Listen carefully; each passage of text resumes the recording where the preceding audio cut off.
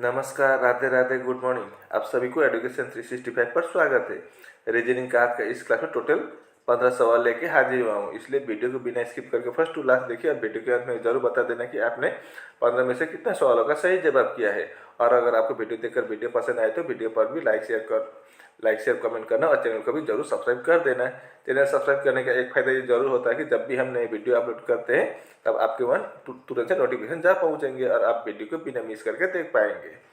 अब यहाँ पर एक बात है कि ये जो भी आज का जितना भी 15 सवाल है वो सब NTPC 2025 का ही सवाल है। NTPC 2005 का कब का है ये?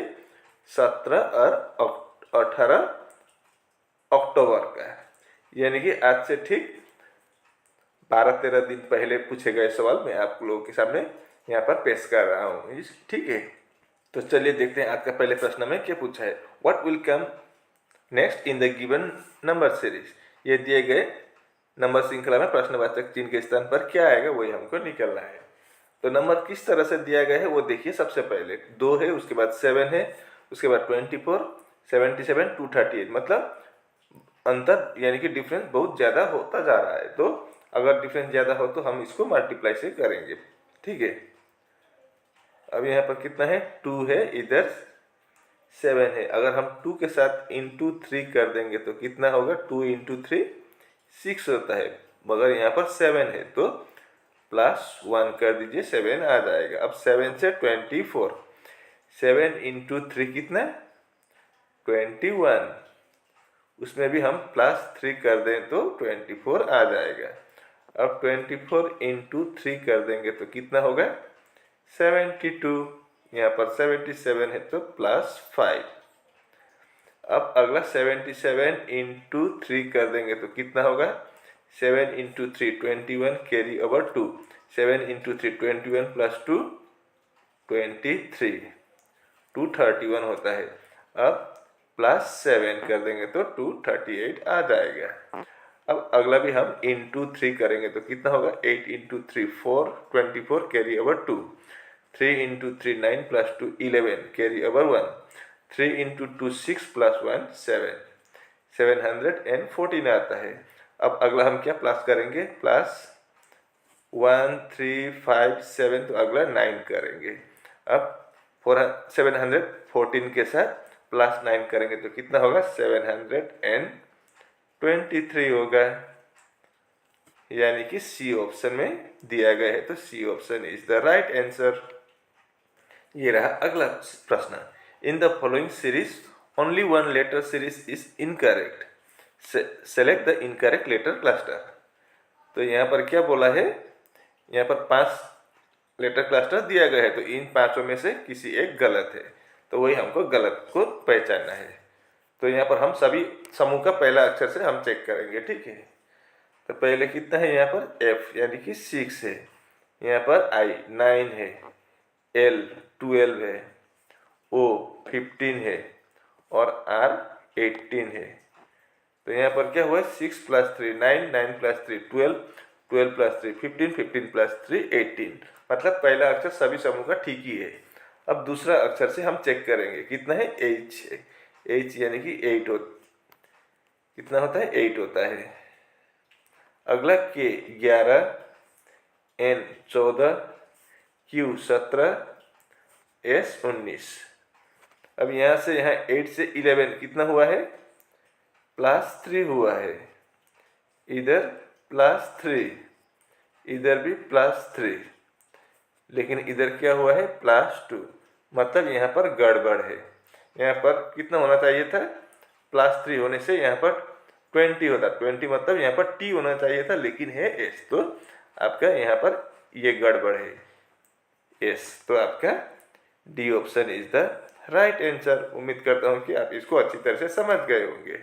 ये रहा तीसरा प्रश्न। If all the symbols are drop from the series which of the following will be 7 from the right. यहाँ पर अगर हम सभी सिंबल को ड्रॉप करें यानी कि हटा दिया जाए तो राइट साइड से यानी कि दाएं साइड से 7वें स्थान पर कौन सा आएगा वही हमको निकालना है। तो चलिए हम सबसे पहले क्या करेंगे? सिंबल को ड्रॉप कर देते हैं। सिंबल ये है, सिंबल इसको मिटा देंगे, ये है उसके बाद ये है, फिर आगे ये है और ये है। अब इन सब को हटा देने के बाद राइट साइड से यानी कि दाएं की तरफ से अगर हम गिने तो सातवें स्थान पर क्या आएगा वही हमको निकलना है। तो पहला ये होगा, दूसरा ये, तीसरा, चौथा, पांचवा, छठा, सातवें स्थान पर 7 आता है। तो B option is the right answer. ये रहा अगला प्रश्न। MPQO is related to UXYV in a certain way. In the same way, DGHF is related to LOPN. To which of the given option is KNOM related? Following the same logic. मतलब इसका code ये है, इसका code ये है, तो इसका code क्या होगा वही हमको निकलना है। तो चलिए हम इसको नीचे कॉपी करके चेक करते हैं क्या होगा। तो चलिए अब हम इसको बनाते हैं। मैंने इसको नीचे कॉपी कर लिया और इनका प्लेस वैल्यू भी लिख दिया। अब यहाँ पर 13 है, इधर 21 है, तो यहाँ पर क्या हुआ, 13 + 8 कर देने से 21 आता है, M से U। ठीक है, मैं इसको बना रहा हूँ फिलहाल। अब इधर 16, इधर 24, इधर भी क्या हुआ है +8, इधर 17, इधर 25, इधर भी +8, और इधर 15, इधर 23, इधर भी +8, मतलब चारों में +8 है। तो यहाँ पर कन्फर्म करने के लिए देखते हैं, यहाँ पर 4 है, +8 कर देंगे तो 12, 7 + 8 15, 8 + 8 16, 6 + 8 14। ठीक है, उसी प्रकार यहाँ पर 11 + 8 होगा तो 19, 14 + 8, यहाँ पर भी 8, यहाँ पर भी 8, 14 + 8 22, 15 + 8 23, 13 + 8 21। अब 19 किसका प्लेस वैल्यू है, एस का। मैं इसका कलर चेंज कर देता हूँ। 19 एस का, 22 भी का, 23 डब्ल्यू का और 21 यू का। तो एस भी डब्ल्यू यू किस ऑप्शन में है, बी ऑप्शन में है। तो B option is the right answer. उम्मीद करता हूँ कि आप इसको अच्छी तरह से समझ गए होंगे। अब देखते हैं 5वां प्रश्न। ये रहा 5वां प्रश्न। मैंने एक बात आपको कहना पहले ही भूल गया था, आज के इस वीडियो में टोटल 4-5 सवाल आपको मैथ से भी मिलेगा और सभी 15 दिन पहले पूछे गए सवाल से ही लिया गया है। ठीक है, NTPC से। तो देखिए यहाँ पर किस तरह का सवाल है ये। The average of 3 number is 49. The first number is twice the second and the second is twice the third. What is the largest number? मतलब तीनों नंबर का अगर हम एवरेज निकाले, गढ़ निकाले तो कितना होगा, 49 होगा। और जो नंबर किस तरह का होना चाहिए, पहला नंबर दूसरा नंबर का डबल, और दूसरा नंबर यहाँ पर बोला है the first number is twice the second, मतलब पहला नंबर दूसरा नंबर का डबल होगा। And the second is twice the third, और दूसरा नंबर भी तीसरा नंबर का डबल होगा। तो सबसे बड़ा नंबर इन तीनों में कौन सा होगा। तो इसको हम 2 प्रकार से निकाल सकते हैं। एक लंबा मेथड है, उसमें क्या करना होगा, तीनों नंबर को हम x:y:z पकड़े तो लंबा होगा प्रोसेस। मैं इस तरह का लंबा नहीं, शॉर्टकट, एकदम शॉर्टकट प्रोसेस से मैं आपको ये दिखाता हूँ। ठीक है, तो उसके लिए हमें पहले फर्स्ट नंबर नहीं, लास्ट नंबर से हम पकड़ना होगा। क्या बोला था, the second number is twice the third number. तो हम पहले थर्ड नंबर पकड़ेंगे, उसके बाद सेकेंड नंबर और फर्स्ट नंबर, इस तरह से। तो मान लीजिए थर्ड नंबर क्या है, x है, तो सेकेंड नंबर क्या होगा, the second is twice the third, मतलब तीसरे नंबर के 2 गुना है दूसरा नंबर। तो तीसरा नंबर x होगा तो दूसरा नंबर क्या होगा, 2 गुना, मतलब 2x होगा। अब आगे यहाँ पर देखिए, फिर the first number is twice the second number, और जो पहला नंबर जो है वो दूसरे नंबर का भी डबल है, तो 4x हो गया। ठीक है, अब एवरेज नंबर क्या बोला है, तीनों नंबर का एवरेज नंबर गढ़ कितना है, 49 है। तो एवरेज 49 है, तो तीनों का निकालने से कितना होगा, टोटल निकालना होगा सबसे पहले। तो टोटल कितना होता है 49, ये 3 नंबर का एवरेज है तो इंटू 3 कर दीजिए, तो कितना होगा 9 × 3 27, कैरी ओवर 2, 4 × 3 12 + 2 14, टोटल 147 है, लेकिन इन लोगों का अगर हम एवरेज निकाले तो 49 आता है तीनों नंबर का, ठीक है। अब सबसे छोटा नंबर x होगा, उससे थोड़ा बड़ा 2x होगा और सबसे बड़ा 4x होगा। अब हम देखते हैं यहाँ पर 4x plus 2x plus x कितना होगा, 117 होगा, 147 होगा। तो 4 plus 2 6 plus 1 7x equal to 147 होगा। तो x कितना होगा, 147 को 7 से डिवाइड करने पर 7 से 14 को 2 टाइम और 7 को 1, यानी कि x का वैल्यू कितना आया, 21 आया। तो सबसे छोटा नंबर क्या होगा, ये 3 का मतलब ये सबसे तीसरा नंबर 21 होगा। और दूसरा नंबर क्या है, 2x है। 2x का मतलब क्या है, 2 इंटू एक्स, 2 इंटू एक्स का मतलब 21, तो 2 इंटू 21 कितना, 42 होगा दूसरा नंबर। और पहला नंबर कितना है, 4x है। 4x का मतलब 4 इंटू 21 करेंगे तो कितना होगा, 84। अब हमें सबसे बड़ा नंबर पूछा था, what is the largest number, तो इन तीनों में सबसे बड़ा नंबर क्या है, 84 है। तो 84 is the right answer, C option is the right answer. अब देखिए यहाँ पर कितना आया था हमारा, सबसे बड़ा कितना आया, 84 आया, दूसरा कितना आया, 42 आया, और तीसरा कितना आया, 21 आया। अब तीनों को जोड़िए, 4 प्लस 2 6 प्लस 1 7, 8 प्लस 4 12 प्लस 2 14, 147, ठीक है। अब ये 147 कैसे आया था, तीनों का एवरेज निकाल के, टोटल निकाल के, एवरेज में से एवरेज कितना दिया था, 49। समझ गए ना, 49 को हम इंटू 3 क्यों करें बोले तो यहाँ पर 3 नंबर था, इसलिए हमने 3 से इंटू किया 49 को और 147 निकाला था। उम्मीद करता हूँ कि आप इसको अच्छी तरह से समझ गए होंगे। अब देखते हैं अगला प्रश्न। Select the number pair in which the numbers are related in the same way as are the numbers of the following pair. यहाँ पर एक जोड़ा है या पेयर है, यहाँ पर दूसरा जोड़ा है, लेकिन यहाँ पर जो लॉजिक से ये बना है सेम टू सेम लॉजिक से ये भी बना हुआ है, उसी लॉजिक के तहत। और इन चारों ऑप्शन में से भी किसी एक में वही लॉजिक लगा हुआ है, तो वही हमको पहचानना है। तो पहले 11 और 68 में क्या हो सकता है, अगर हम इंटू 6 कर देंगे तो कितना होगा, 11 इंटू 6 66 प्लस 2 कर दीजिए 68 आ जाएगा।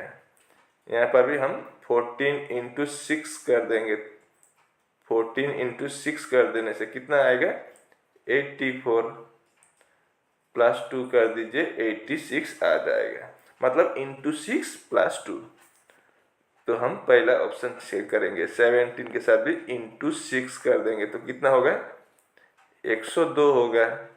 फिर उसमें प्लस 2 कर देने पर 104 होगा, लेकिन यहाँ पर 103 है तो नहीं होगा।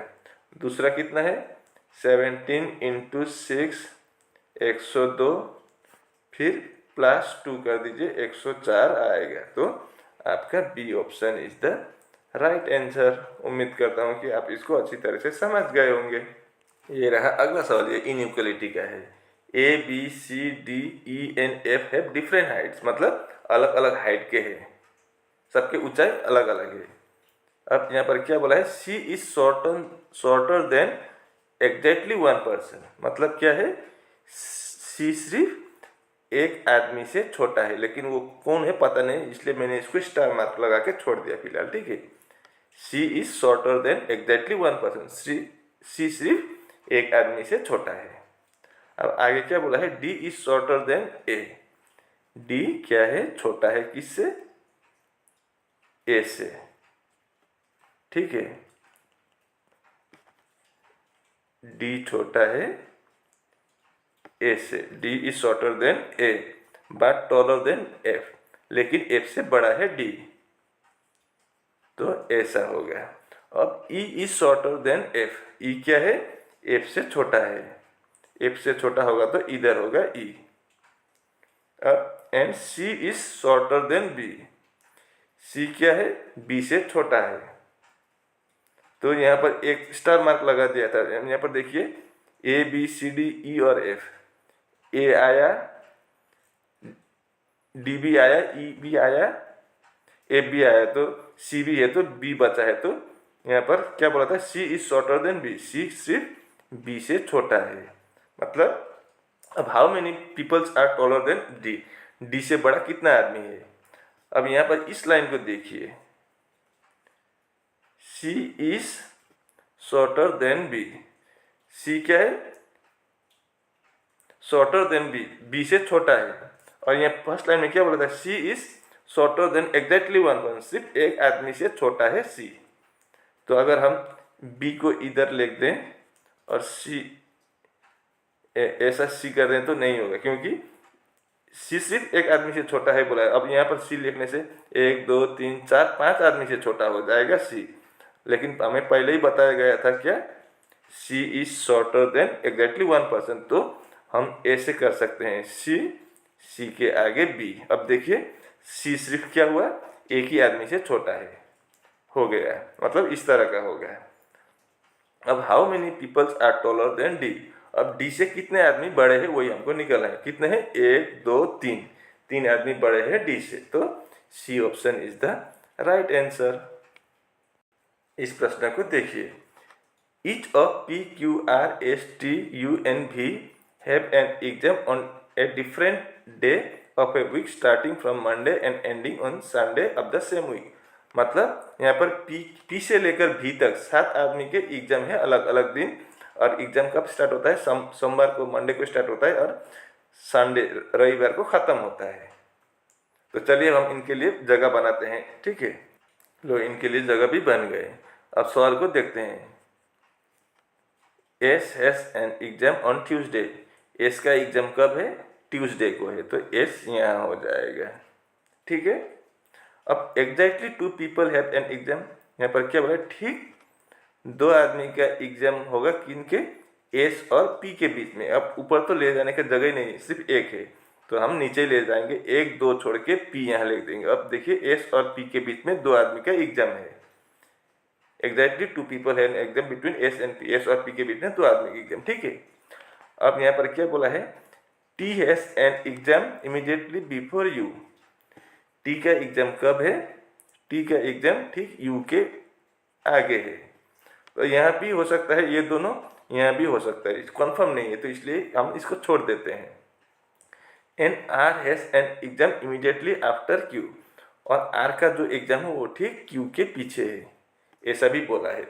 तो ये भी यहाँ भी हो सकता है, यहाँ भी हो सकता है, कंफर्म नहीं है। ये दोनों ने हमें कंफ्यूज कर दिया किसको किधर बैठा है। अब आगे देखते हैं, only one person has an exam between Q and you. अब यू और क्यू के बीच में सिर्फ एक आदमी का एग्जाम है, एक आदमी है क्यू और यू के बीच में, ठीक है। तो अगर हम क्यू और आर इधर लिख दें और टी और यू इधर लिखें, तो क्यू और यू के बीच में सिर्फ एक बोला था, तो क्यू और यू के बीच में तो यहाँ पर 1 2 3 हो जाएंगे, तो इस तरह से ये नहीं होगा। तो हम ऐसा कर सकते हैं, टी इधर यू इधर। अब यहाँ पर क्या बोला था, यू और क्यू के बीच में एक आदमी है, तो यू, अब यहाँ पर क्यू लिख दीजिए। अब यू और क्यू के बीच में एक आदमी है पी, अब क्यू के नीचे कौन है, आर है, तो आर यहाँ होगा, एक ही बंदा छूटा कौन, भी ऊपर हो जाएगा। बस अब हमारा ये बन गया है। अब सवाल में क्या पूछा है, how many people have exam after Q, Q के पीछे कितने आदमी का एग्जाम होगा, तो कितना का होगा, सिर्फ एक का होगा, आर का होगा, तो सिर्फ एक है, ठीक है। क्यू के पीछे एक ही आदमी है, आर, तो D option is the right answer. ये रहा 9वां प्रश्न, if the ratio of 2 numbers is 5:4 and their HCF is 5, find their LCM। मतलब क्या है, किसी 2 संख्या का अनुपात किस तरह का है, 5:4 है, और उनका HCF 5 है, तो हमें LCM निकालने को बोला है। तो यहाँ पर कैसे निकालेंगे, इसका निकालने का ट्रिक्स क्या है, ये आपका बहुत आसान है। यहाँ पर क्या होता है, यहाँ पर 2 अनुपात है, 5:4, इन 2 अनुपात को आप मल्टीप्लाई कर दीजिए और उसके साथ HCF को मल्टीप्लाई कर दीजिए, आपका LCM खुद ब खुद निकल आएगा। तो यहाँ पर क्या होगा, 2 नंबर का जो रेशियो है, यहाँ पर 2 रेशियो है 5:4, तो इन दोनों को मल्टीप्लाई करना होगा दो रेशियो को, और उसके साथ फिर हमें HCF मल्टीप्लाई कर दीजिए, आपका LCM खुद ब खुद निकल आएगा। अब रेशियो क्या है 5:4, तो हमें 5:4 करना होगा, दो रेशियो को मल्टीप्लाई, उसके साथ HCF कितना है 5 है, तो इसको भी मल्टीप्लाई कर दीजिए, LCM निकल आएगा। अब 5 × 4 20, 20 × 5 100 इक्वल टू LCM, मतलब LCM कितना हुआ 100 हुआ, तो C option is the right answer. इस प्रश्न को देखिए, the simple interest in rupees on 5000 rupees at 5% per annum for 2 years is, मतलब हमें सिंपल इंटरेस्ट यानी कि साधारण ब्याज निकालना है 5,000 रुपया मूलधन का 5% के सूद पर या ब्याज पर कितने 2 साल के लिए कितना होगा वही हमको निकालना है। ठीक है, हमें सिंपल इंटरेस्ट निकालना होगा यानी कि साधारण ब्याज। तो सिंपल इंटरेस्ट यानी कि साधारण ब्याज निकालने का फार्मूला क्या होता है, P × R × T divide by 100। P का मतलब क्या है प्रिंसिपल यानी कि मूलधन। मूलधन कितना है यहाँ पर 5,000 रुपये है, तो हम 5,000 लिख देंगे। उसके बाद R यानी कि रेट, ब्याज दर कितना है 5%, तो हम 5 लिख देंगे, रेट 5% है। और T का मतलब टाइम, कितने साल के लिए है 2 साल के लिए है, तो × 2, और नीचे क्या है 100, तो 100 से डिवाइड कर दीजिए, 0 0 0 0, तो कितना हुआ 5 × 2 10, 10 × 50 500, यानी कि आपका सिंपल इंटरेस्ट या साधारण ब्याज कितना होगा 5,000 रुपये मूलधन का 5% के दर से 2 साल के लिए कितना होगा 500 रुपीज होगा, यानी कि B option is the right answer.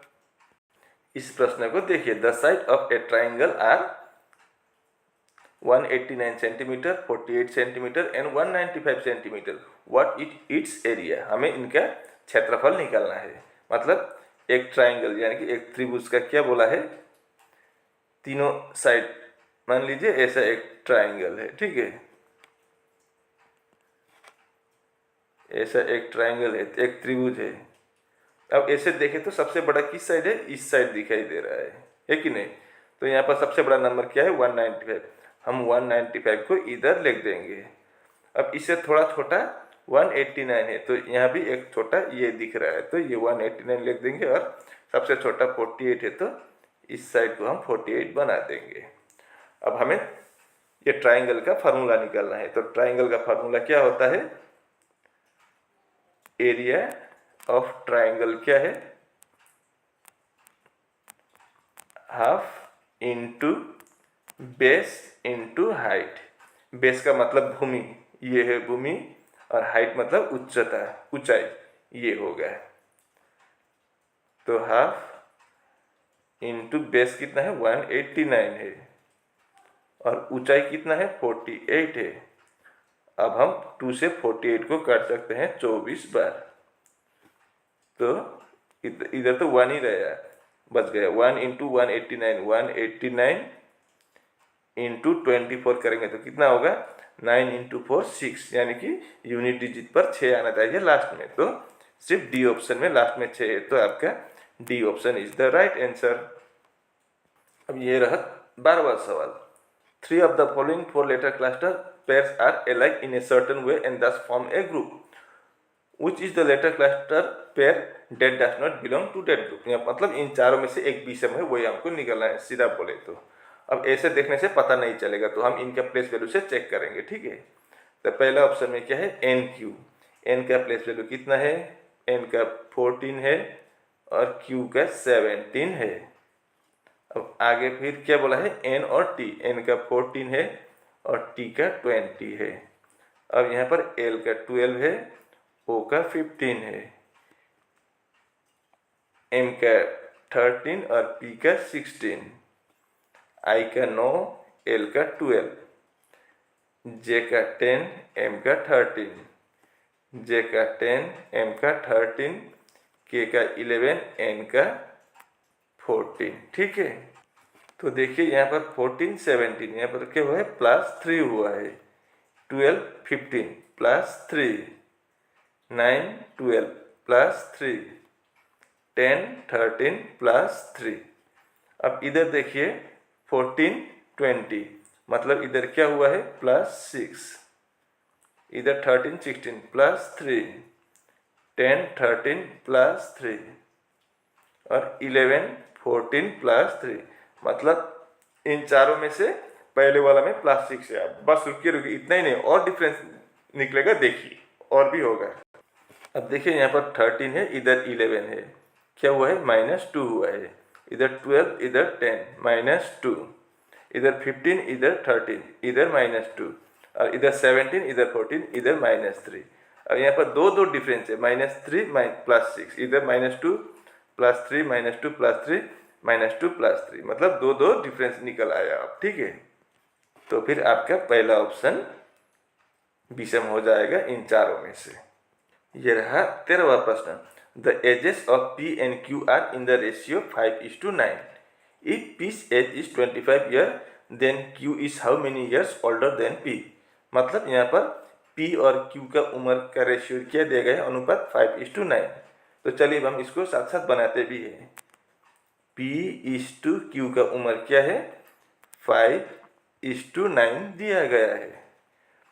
If P's age is 25 year, अगर P का उम्र 25 साल है तो पहले हमें Q का उम्र निकालना है। तो 5 से 25 कैसे आया, इंटू 5 कर देंगे तो 25 आ जाएगा।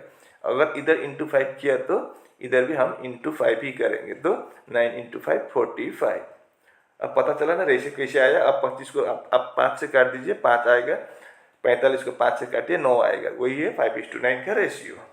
अब यहाँ पर क्या पूछा है, Q is how many years older than P। Q कितने वर्ष बड़ा है Q से, तो सॉरी Q कितना बड़ा है P से, तो Q कितना है 45 है और P कितना है 25 है। अब 45 से 25 माइनस कर दीजिए, कितना होगा 20, यानी कि Q P से 20 वर्ष बड़ा है। तो 20 किस ऑप्शन में है, ए ऑप्शन में है, तो A option is the right answer. ये रहा 14वां प्रश्न। अगर ए का मतलब प्लस है, बी का मतलब माइनस है, सी का मतलब इंटू है और डी का मतलब डिवाइड है, तो नीचे दिए गए समीकरण में प्रश्नवाचक चिन्ह के स्थान पर क्या आएगा। तो चलिए अब हम इसको बनाते हैं। तो 8 सी का मतलब क्या बोला था, सी का मतलब इंटू, 7 बी का मतलब क्या था -24, डी का मतलब डिवाइड, 8 ए का मतलब +5। अब सबसे पहले यहाँ पर बोनस अप्लाई होगा, तो पहले डिवाइड करेंगे हम, उसके बाद मल्टीप्लाई। अब 24 को 8 से डिवाइड करने पर 3 आएगा +5। अब हमने डिवाइड कर लिया, तो डिवाइड के बाद इंटू होता है, तो 8 × 7 56 -3 +5।